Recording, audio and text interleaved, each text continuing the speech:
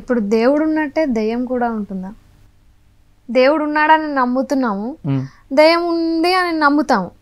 నాకు ఆ ఆన్సర్ కాదు, ఉంటుందా ఉండదా అనేది తెలియాలి. దేవుడు ఉన్నాడా? ఏమ్మా దేవుడు ఉన్నాడా? నమ్మితే ఉన్నట్టు, నమ్మకపోతే లేనట్టు. ఏమ్మా దేవుడికి ఆ రకంగా పెట్టి దయ్యానికి ప్రశ్న ఇస్తావేంటి? దేవుడు ఉన్నాడు అని అనుకుంటే ఉన్నట్టు అంటున్నావు, లేడు అనుకుంటే లేనట్టు అంటున్నావు. అలాగే దయ్యం కూడా ఉంది అనుకుంటే ఉన్నట్టే, లేదు అనుకుంటే లేనట్టే. ఈ మధ్య కొన్ని మాధ్యమాల్లో, డిజిటల్ మాధ్యమాల్లో కొన్ని వీడియోస్ పెడుతున్నారు, ద డెవిల్ హ్యాస్ కమ్ అని. అంటే ఈ దయ్యం వచ్చింది, ఇలా చేసింది, సడన్ గా పిల్లవాడి పడిపోతే పట్టుకుంది, ఏవో పెడుతున్నారు. ఇప్పుడు నమ్మాలా వద్దా? అదే తెలియక కదా.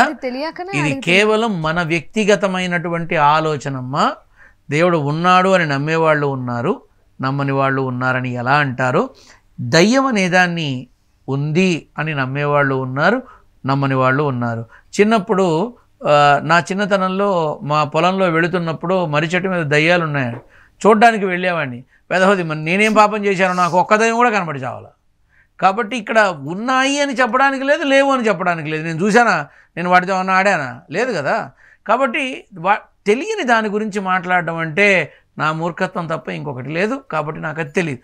భగవంతుడు ఉన్నాడా అంటే ఉన్నాడని నిరూపించగలను, ఖచ్చితంగా నిరూపించగలను. ఇక్కడికి కూడా నన్ను పరీక్షించే కదమ్మా తీసుకొచ్చారు. నిజంగా నేను భగవంతుడి బిడ్డనా కాదా, నేను చెప్పగలనా లేదా అని నన్ను పరీక్షించి, ఆ పరీక్షలో నేను పాస్ అయ్యాక వీడి దగ్గర సర్టిఫికేట్ ఇవ్వచ్చు, పిలిచి మాట్లాడించవచ్చు అని అనుకున్నారు. పిలిచారు, మాట్లాడుతున్నారు. నేను భగవంతుడు ఉన్నాడని నిరూపించడానికి ప్రతి క్షణం చస్తూ బ్రతుకుతూ ఉంటా. ఎందుకంటే నా నాన్న అంటే నాకు అంత ఇష్టం, నరసింహుడు అంటే అంత ప్రాణం. నాన్న ఉన్నాడని నిరూపించాకే మీ స్థలంలో అడుగుపెట్టా నేను. గురుగారు, మీరు మనిషిని చూడకుండా కేవలం వాళ్ళ వాయిస్ విని మాత్రమే వాళ్ళ గురించి మొత్తం అంతా చెప్తారు అని చెప్పి విన్నాం కదా. మా ప్రేక్షకులకి, మా ఈహా టీవీ ప్రేక్షకులకి ఒక్క ఛాన్స్ ఇవ్వండి. వారంలో అంటే ఈ వారం కానీ లేకపోతే నెక్స్ట్ వారం కానీ మనకి కింద కామెంట్ సెక్షన్లో కామెంట్స్ చేస్తారు కొందరు, వాళ్ళతో మాట్లాడి వాళ్ళ గురించి చెప్తారా మీరు? చెప్పటము అని నువ్వు అంటున్నావు, సేవ అని నేను అంటున్నా. నాది సేవ, భగవత్ సేవ. ఒకటి మాట వింటేనే చెప్తారు అంటున్నావు. మాటలు వింటేనే కాదమ్మా, చూడకుండా మాట వినకుండా కూడా నేను వ్యక్తపరచగలను. అర్థమైందా తల్లి? సో ఇప్పుడు నా ముందుకు వస్తేనే చెప్తాను, అది తప్పే.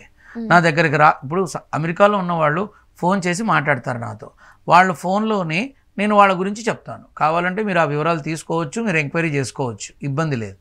నాకు మనుషులతో కానీ వాళ్ళు మాట్లాడితేనే కానీ అనేది ఏం లేదమ్మా. ఇప్పుడు నువ్వు ఉన్నావు, నీ గురించి కాకుండా నీ తల్లిదండ్రులైనా, నీ తోడబుట్టిన వాళ్ళైనా, నీ స్థితిగతులైనా, నీ ఎవరైనా సరే which is related of yours, I can tell, నేను చెప్పగలను. అది నన్ను పరీక్షిస్తూనే ఉంటారు, ఆ పరీక్ష పాస్ అవుతూనే ఉంటాను. కానీ ఇది సేవ ఆగదమ్మా, ఇది సేవ ఆగదు. కొంచెం బాగా సెటిల్డ్గా ఉన్న వాళ్ళది మాత్రం వాళ్ళకి తోచిన విధంగా నాకు ఏదైనా చేస్తారు. కానీ దినసరి వేతనం మీద, చిరు వ్యాపారాల మీద, చిన్న చిన్న వాటితో జీవన విధానంలో ఉన్నటువంటి వాళ్ళందరికీ కూడా ఉచితంగానే సేవ చేస్తాను నేను, ఏమీ తీసుకోను. ఏమా ఇప్పుడు నువ్వు అన్నట్టుగా ఎవరికి తెలియపరచాలన్నా తెలియపరచచ్చు, ఎవరికి చెప్పాలన్నా చెప్పచ్చు. ఫోన్ చేసి మాట్లాడి నన్ను చెప్పమన్నా కూడా నేను సిద్ధంగా ఉంటాను. నాకు ఇబ్బంది. భగవత్ సేవ ఇంకా ముందుకు తీసుకెళ్తానంటే నేను ఎందుకు వద్దంటాను? ఏమన్నా వెర్రివాడినా, పిచ్చివాడినా?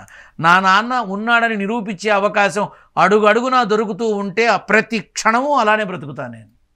కాబట్టి తప్పకుండా మీరు మీ ప్రయత్నాన్ని ప్రారంభించండి. అందులో నేను ఉపయోగపడగలుగుతున్నాను అంటే ఇంతకన్నా ఏం కావాలమ్మా?